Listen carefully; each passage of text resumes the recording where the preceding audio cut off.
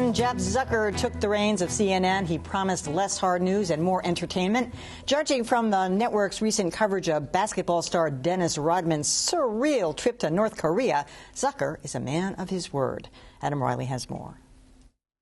Let's get along as human beings, not politicians, nothing like that. That's former NBA star Dennis Rodman waxing philosophical before his recent trip to North Korea, where he's cultivated a friendship with despotic ruler Kim Jong-un. Dennis Rodman is on his latest basketball diplomacy trip to North Korea. CNN covered Rodman's trip like it was Nixon going to China. There on the court, Rodman, here he is, bowing, 90-degree angle, showing a sign of deep respect for the dictator, Kim Jong-un. The network also used Rodman's journey to make news. In this combative interview, anchor Chris Cuomo asked Rodman why he wasn't working to win the release of fellow American Kenneth Bae, who's imprisoned in a North Korean labor camp. If you can help Dennis, will you take the opportunity? Do you understand what he did? What did he do? You tell me. Country. You tell me, what did he do? Cue the outrage from Bae's family. We couldn't believe our ears. And Senator John McCain. I think he's an idiot. And the predictable Rodman apology. He said he'd been stressed and had been drinking. All of which raises the question, why cover Rodman's trip, period, given his long-standing penchant for outlandish behavior? You know, Dennis will be Dennis. And even though CNN thinks otherwise, that isn't news at all. The look on your face is priceless coming out of this like picture of him, the bridal outfit.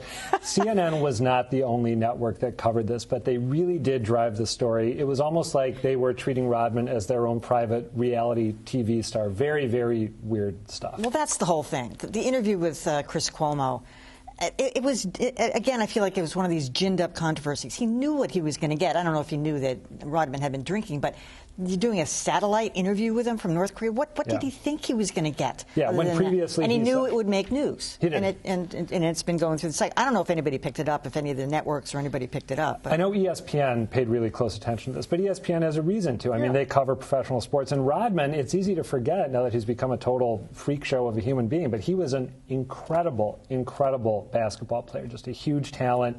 Hall of Fame level talent, the best rebounder probably ever to play professional basketball. So it's kind of sad to see him deteriorate like this, but I do think this is a case where you can make a really strong argument that CNN should just have backed off. We don't need to pay attention to him. See, I respectfully disagree. I think CNN did the right thing. Okay, maybe they were trying to exploit it. Everything's always about trying to get eyeballs to watch you. I get that.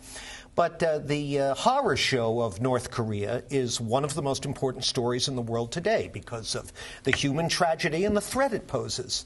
Unfortunately, this basket case, Dennis Rodman's relationship with this dictator, is one of our few opportunities to get a peek at what's going on over there.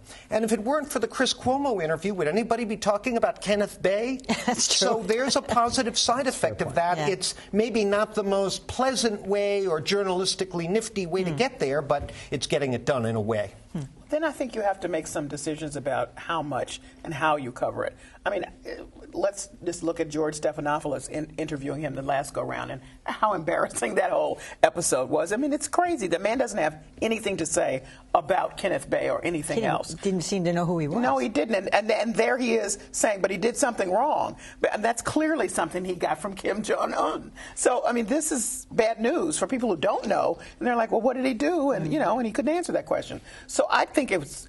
We talked about, is it too much coverage? Yes. Now, maybe you say, all right, he's over there with a group of basketball players, and we'll cover it once they all get there. But there's been lead up to it. There's been discussion of it. Then we have the satellite. Oh, for God's sake. Piers Morgan interview. Yeah. I just think it's too much, you know. Maybe there's too much. I agree with John. North Korea is one of the biggest stories in the world right now, and we've got one guy over there, Dennis Rodman, for better or worse. And it's too bad that he performed as poorly as he did.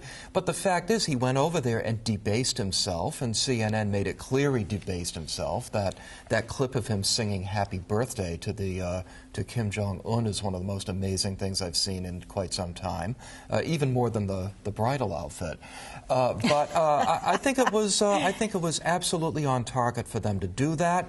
And if Dennis Rodman has ever said a more truthful thing than I was drunk, I've never heard it. So, I mean, he was spot on. Jeff Zucker, president now of CNN, used to be the Today Show producer, and he's gone through the ranks. I can't even remember all the shows he's produced at this point, but is this, do you think, kind of a softening, sort of making this, the whole network, more like a morning talk show? I hope not. He used to be the head of NBC, period. True, that's I mean, right. so he had entertainment and news under his belt. But he was always a very sharp news guy. People appreciated his credentials and his judgment in that arena. I don't know quite what he's doing here, and maybe it is simply just, let's get some eyeballs over here while I tinker. I don't know. And, you know, we can't have it both ways. We're always wringing our hands here about how we'd like to see more world news coverage. Maybe we don't want it in this morning show tabloidy way, but we're getting it here. And not to compare Dennis Rodman with the Reverend Jesse Jackson in any way, shape, or form. But if you'll recall, Reverend Jackson's trip to, forgive me, he went to some country we were at odds with and got a hostage release. Libya. Right. Was it Libya? Was it Libya? Yeah. Okay.